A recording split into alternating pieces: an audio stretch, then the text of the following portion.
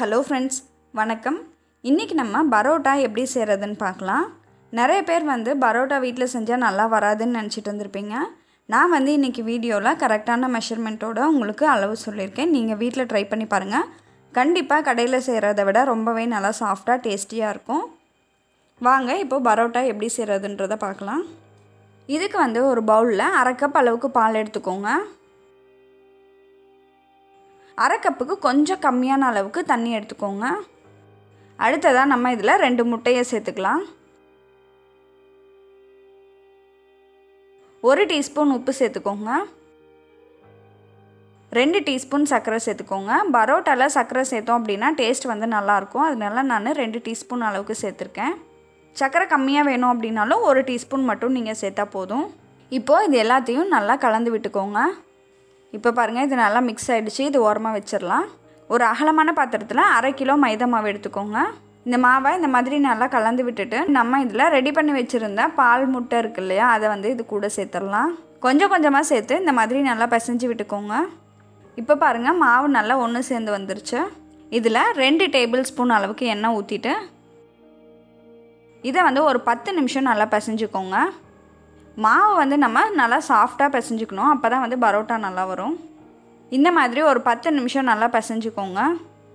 இப்போ பாருங்கள், மாவு நல்லா 10 நிமிஷம் பிசைஞ்சாச்சு. நல்லா சாஃப்டாக இருக்குது. மேலே 1 டீஸ்பூன் அளவுக்கு எண்ணெய் சேர்த்துட்டு நம்ம இதை 1 மணி நேரத்துக்கு அப்படியே மூடி வச்சிடலாம். மாவு 1 மணி நேரம் நல்லா ஊறிடுச்சு. இப்போ நம்ம இதிலேருந்து ஒரு சின்ன சின்ன உருண்டைகளாக பிடிச்சி எடுத்துக்கலாம். நம்ம சப்பாத்திக்கு உருண்டை பண்ணுறதை விடவே கொஞ்சம் பெரிய சைஸ்க்கு உருண்டை ரெடி பண்ணி எடுத்து வச்சுருங்க. இந்த 1/2 கிலோ மாவில் இன்றைக்கி எனக்கு 12 உருண்டைகள் வந்திருக்கு. இதுலேயுமே நம்ம மேலே 1 டீஸ்பூன் அளவுக்கு எண்ணெய் ஊற்றிட்டு திருப்பியும் இதை 1 மணி நேரத்துக்கு அப்படியே வச்சிடலாம். நம்ம பரோட்டா தேய்க்கிறதுக்கு முன்னாடி கீழே கொஞ்சம் எண்ணெய் அப்ளை பண்ணிக்கலாம். அப்போ தான் பரோட்டா கீழே ஒட்டாமல் வரும். ஒரு உருண்டை எடுத்து இந்த மாதிரி கீழே வச்சு லைட்டாக இந்த மாதிரி அழுத்தி அழுத்தி விட்டீங்க அப்படின்னா அது நல்லா மெலிசான லேயர் நமக்கு கிடைக்கும். அதுக்கப்புறமேட்டு நீங்கள் இந்த மாதிரி பண்ணிக்கோங்க. இந்த மாதிரி பண்ணும்போது என்ன ஆகும்னு பார்த்தீங்கன்னா நமக்கு நல்லா மெலிசான லேயர் கிடைக்கும். இப்போ பாருங்கள், நல்லா ஓரளவுக்கு பெருசாக இருக்குது. இப்போ லைட்டாக கொஞ்சம் எண்ணெய் அப்ளை பண்ணிக்கலாம். சப்போஸ் உங்களுக்கு எடுத்து தட்டி மெலிசு பண்ணுறதுக்கு வரல அப்படின்னா நீங்கள் இந்த மாதிரி ஒரு ஓரத்தில் பிடிச்சி லைட்டாக இழுத்து இழுத்து விட்டோம் அப்படின்னா அது கொஞ்சம் கொஞ்சமாக பெருசாகிட்டே போகும். இப்போ பாருங்கள், நல்லா மெலிசாயிடுச்சு. இதை நம்ம இந்த மாதிரி சுருட்டி வச்சிடலாம். இதில் மேலேயும் கீழேயும் கொஞ்சம் லைட்டாக எண்ணெய் தடவிட்டு இதை ஒரு பிளேட்டில் எடுத்து வச்சுருங்க. சப்போஸ் உங்களுக்கு அந்த மெத்தடில் கரெக்டாக வரலன்னா ஒரு சப்பாத்தி கட்டை எடுத்துக்கோங்க. அதை வச்சு நம்ம இதை நல்லா மெலிசாக தேய்ச்சிட்டு நல்லா ஓரங்களில் பிடிச்சி இந்த மாதிரி பெருசு பண்ணிகிட்டே வந்தோம் அப்படின்னா நமக்கு நல்லா மெலிசான மாவு கிடச்சிரும். இப்போ பாருங்கள், இது நல்லா மெலிசாயிடுச்சு. இதில் மேலே கொஞ்சமாக எண்ணெய் அப்ளை பண்ணிக்கோங்க.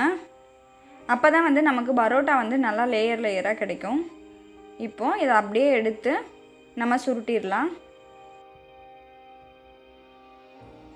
மேலேயும் கீழேயும் 2 சொட்டு எண்ணெய் போட்டுட்டு நம்ம இதை ஒரு பிளேட்டில் எடுத்து வச்சிடலாம். இப்போ பாருங்கள், எல்லாமே ரெடி பண்ணியாச்சு. அடுத்ததாக நம்ம இதை இந்த மாதிரி அழுத்தி அழுத்தி விட்டுக்கலாம். இந்த பரோட்டா ரொம்ப மெலிசாகவும் வேண்டாம், ரொம்ப மொத்தமாகவும் வேண்டாம். ஓரளவுக்கு கொஞ்சம் மீடியமான மொத்தத்துக்கு போட்டுக்கோங்க. இதை நம்ம தோசைக்கல்லை நல்லா காய வச்சுட்டு அதில் போட்டு எடுத்துடலாம். அடுப்பை சிம்லேயே வச்சுக்கோங்க. ஒரு சைடு கொஞ்சம் குக்கானோனையும் நம்ம இன்னொரு சைடு திருப்பி போட்டுட்டு மேலே கொஞ்சம் எண்ணெய் ஊற்றிக்கலாம். 2 சைட்லேயுமே இந்த மாதிரி ப்ரௌன் கலர் வந்த பிறகு நம்ம எடுத்துடலாம். இப்போ பாருங்கள், இது நல்லா குக் ஆயிடுச்சு. இதை எடுத்துடலாம். இதே மாதிரியே எல்லா பரோட்டாவையும் போட்டு எடுத்துருங்க. ஒரு 4-5 பரோட்டா ரெடி பண்ண பிறகு நம்ம அதை கொஞ்சம் இந்த மாதிரி தட்டி விட்டோம் அப்படின்னா நமக்கு நல்ல லேயர்ஸ் நல்லா தெரியும்.